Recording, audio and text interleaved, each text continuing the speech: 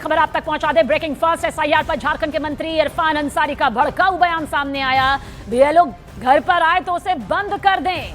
BLO नाम काटने आ रहा है, मेरे आने के बाद ही बीएलओ को छोड़ना। यह भड़काऊ बयान देखिए किस तरह से सामने आया है। सहयोग करने की बजाय उसका विरोध किया जाए, और विरोध ही नहीं बल्कि जो अधिकारी जो टीम घर पर आए उसे बंद कर दें, और जब मैं आऊं उसके बाद ही बीएलओ को छोड़ना।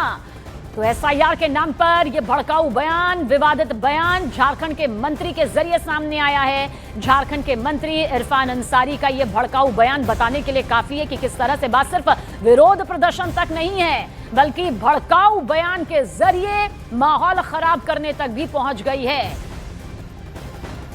तो बीएलओ घर पर आए तो उसे बंद कर दें, यह मंत्री जी की तरफ से कहा जा रहा है। आपकी नागरिकता छीन लिया, आपको पहचान छीन लिया, आपको घुसपैठिया बना दिया इन लोगों ने।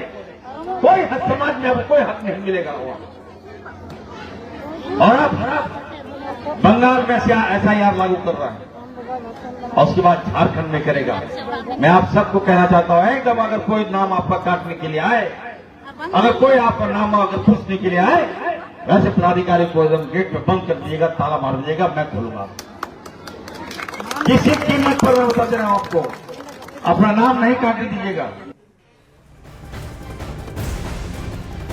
इरफान अंसारी के बयान पर बीजेपी का पलटवार भी सामने आया है। बीजेपी ने कहा इरफान का बयान गैर जिम्मेदाराना है, जनता को गुमराह करने की कोशिश की गई है। बयान लोकतांत्रिक मर्यादा का अपमान है, उल्लंघन है।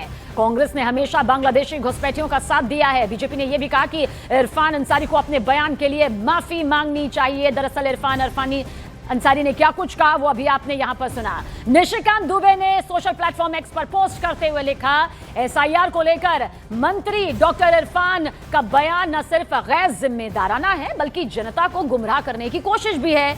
बीएलओ जैसे जमीनी स्तर पर काम करने वाले अधिकारी जब घर घर जाकर सत्यापन करते हैं तो उन्हें बांधने की बात करना प्रशासनिक व्यवस्था और लोकतांत्रिक मर्यादा का अपमान है। ऐसे बयान समाज में भ्रम फैलाते हैं। कांग्रेस ने हमेशा से यही राजनीति की है और बांग्लादेशी घुसपैठियों का साथ दिया है।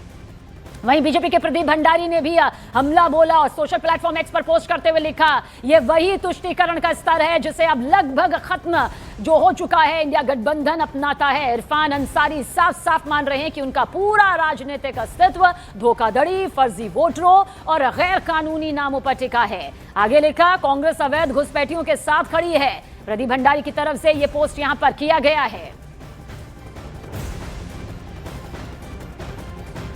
कुछ भी बोलते हैं, मंत्री बन गए हैं लेकिन मंत्री की गरिमा को तोड़ते हैं। किस तरह का बयान दे रहे हैं? एसआईआर में बिहार के अंदर एसआईआर हो गया, क्या मुसलमान घुसपैठिए घोषित हो गए? इस तरह के बयान के लिए उनको माफ़ी मांगनी चाहिए और उन पर मुकदमा होना चाहिए कि इस तरह बीएलओ को घर में बंद करने की बात कही है। ये करने की हिम्मत कैसे की उन्होंने? और इस बीच कांग्रेस नेता संदीप दीक्षित ने भी इरफान अंसारी के बयान को गलत ठहराया। न्यूज़ 18 इंडिया से खास बातचीत में उन्होंने कहा कि मंत्री को ऐसा बयान नहीं देना चाहिए। हालांकि साथ में उन्होंने माना कि बिहार की हार में एसआईआर की बड़ी भूमिका रही।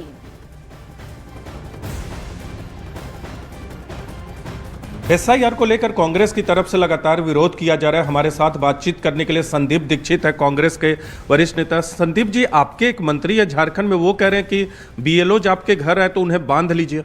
नहीं, देखो ये गलत बात है। हम लोग एसआईआर के खिलाफ हैं और हमारा ये है कि एसआईआर जैसी चीज़ जो है एक हमारे यहाँ की लोकतांत्रिक प्रक्रिया को कमज़ोर करती है।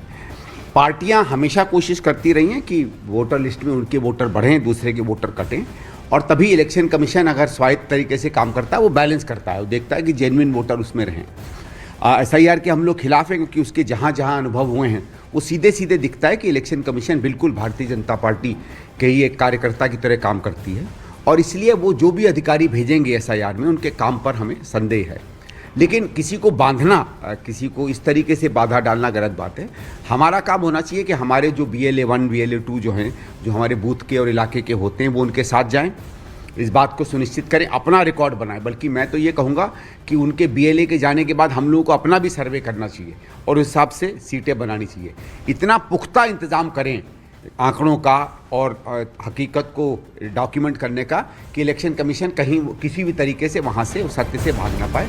लेकिन किसी को रोकना